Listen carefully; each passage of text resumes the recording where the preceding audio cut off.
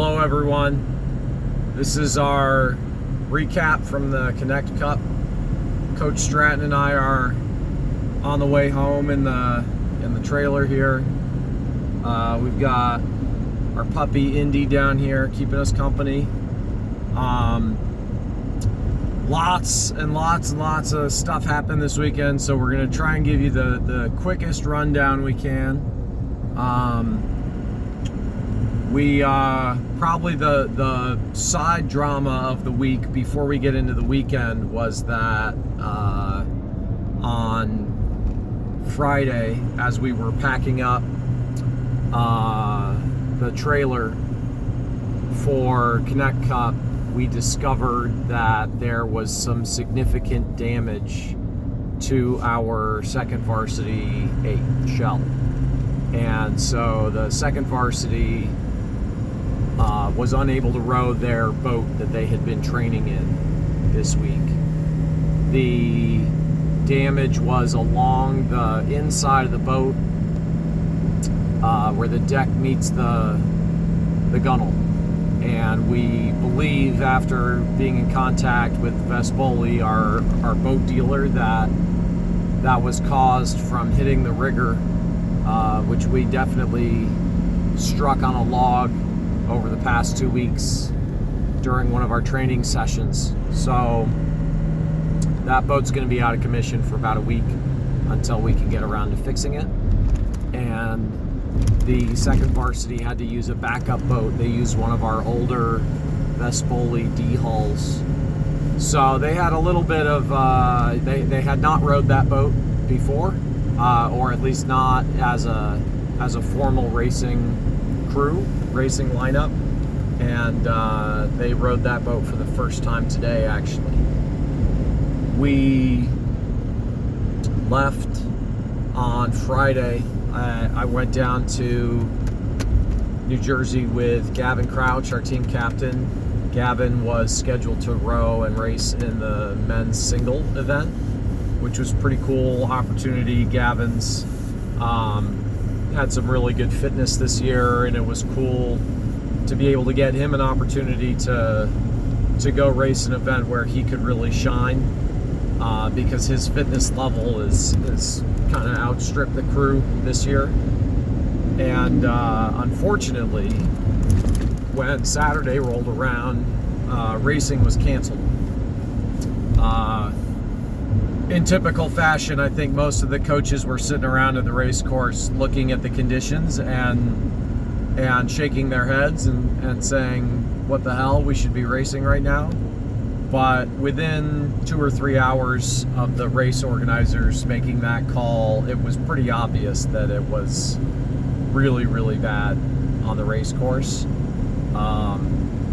And it just wouldn't have been a great idea to try and run racing. So we ultimately agreed with the decision that was made. It's frustrating, obviously. We had a great week of practice leading up to that day, weather-wise, and so it was pretty frustrating to all of a sudden, after a great week, to have the one day you wanted the weather be nice be really bad and not rowable. The decision was made by the race organizers to shift the schedule of racing into Sunday and extend the Sunday schedule so that there would be time to do heats and finals for every event, or for most events. There were some events that simply raced their heats and the top times were taken as the winners. So the first race of today, that brings us to today. We didn't race yesterday, Saturday. The team came down, we rigged our boats. We went and checked into our hotel, and we let the guys go bowling in the afternoon to pass some time, which was fun and pretty hilarious for Coach Stratton and I. So we had a good time with that and got down to racing this morning. Gavin was the first race out of the blocks in the morning. He went very early, around 7 o'clock, and he was was in a... Sorry, we're losing our camera here because Coach Stratton's a violent driver. Just a second, they'll get rearranged. It's testing out our shocks on the trailer or something. Gavin went first this morning. He was in a race with a student athlete from Dominican College and another one from Carnegie Mellon, I believe.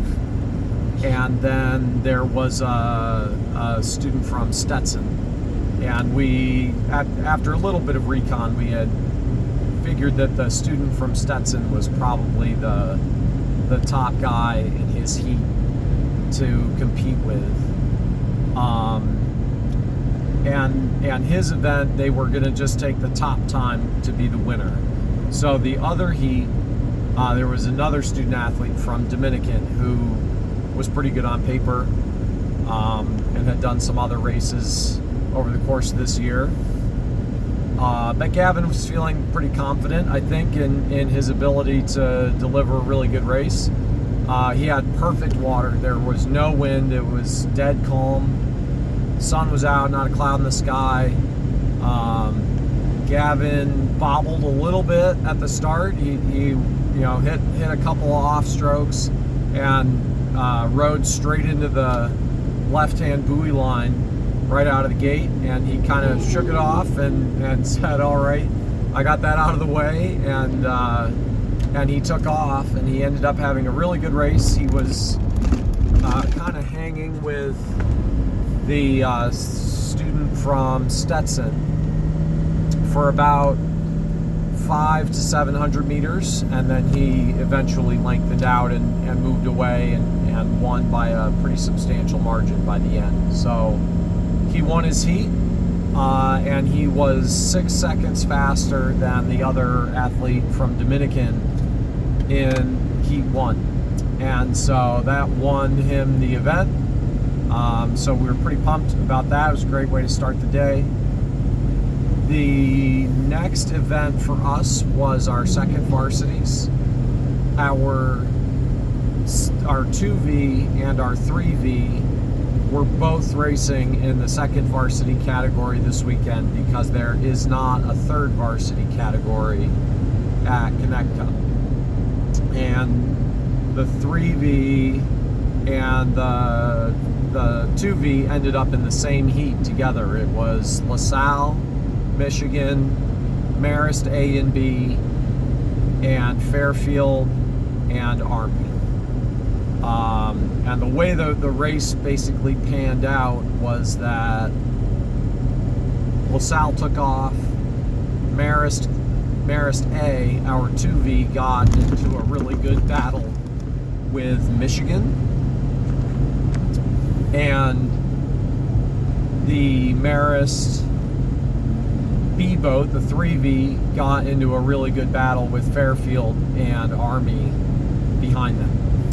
And the 2V were neck and neck with Michigan. I think they started up on Michigan earlier in the race, and then Michigan was able to kind of crawl back in a little bit in the third 500 and then out sprinted us in the last 500 and ended up beating us by about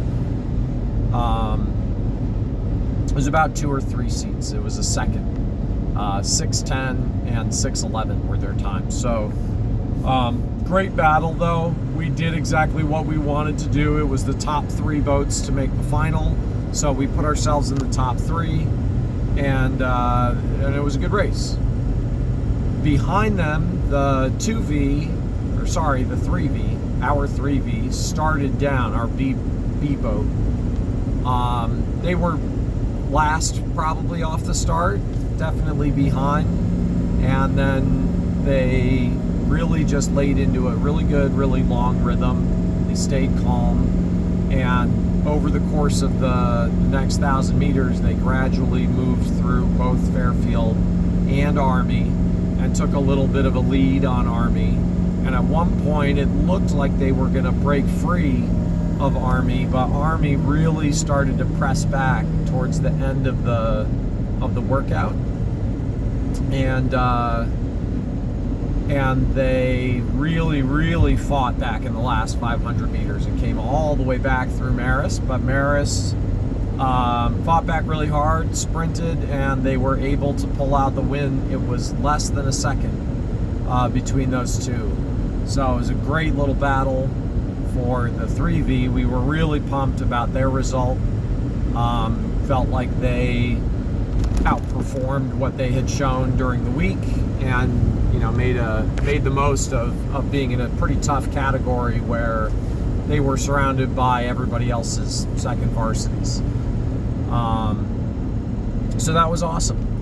I think both boats came off the water feeling really great about how they'd done, and the second varsity basically got ready to compete in the afternoon.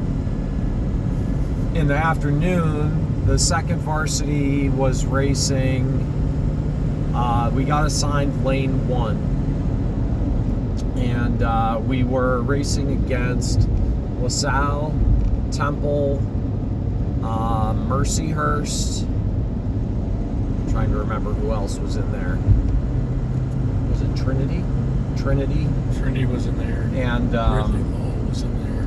And Michigan. Michigan, sorry, not Michigan. LaSalle took off again and won the race. They were ahead by a lot.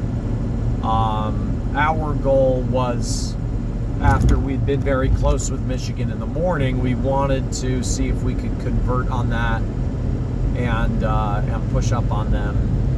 We also saw that the times from the morning between all the other crews were really close. Early strokes were okay. We kind of got into the race in the first 500, and Michigan and Trinity had taken an early lead on kind of the rest of the pack.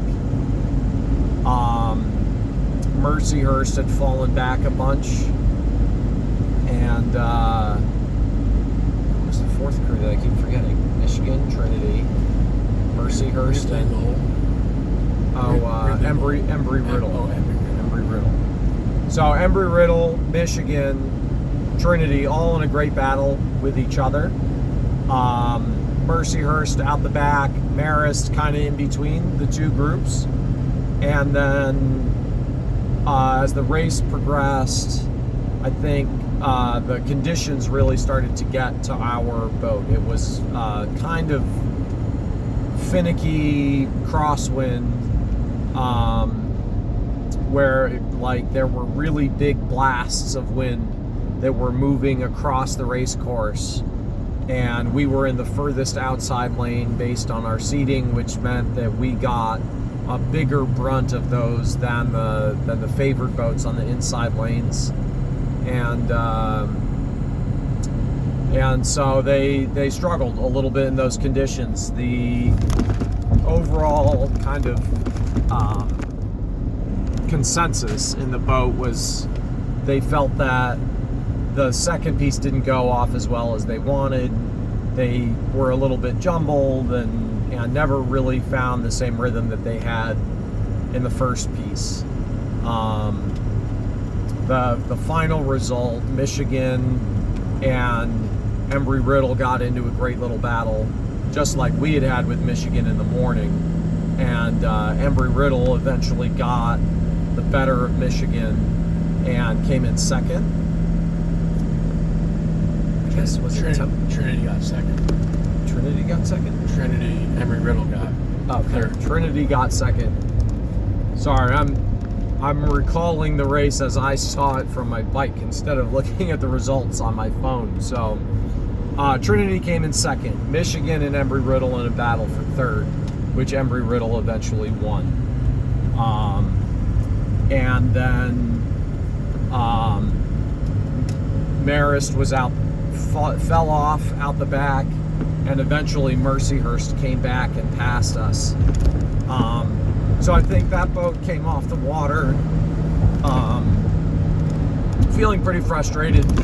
They really wanted to convert on a better result, based on what they had seen in the morning, and that's not really what happened. And so I think they came off not at, obviously not as happy as they were with their morning row, but it's part of racing at these events, and one of the things Coach Stratton and I were talking to them about is how important these. Jeez, Stratton's trying to kill me here with all the. I'm just gonna hold my phone for a minute because we're going through the best part of the New York State Thruway as it joins Route 9 in New Jersey. But so the 2V came off frustrated, but we felt like they did a great job getting into the final, and we learned some lessons rowing in some pretty hard conditions in the afternoon. Varsity 8 raced in the morning. Their heat was Marist, Michigan, Temple. I'm trying to remember who else was in there.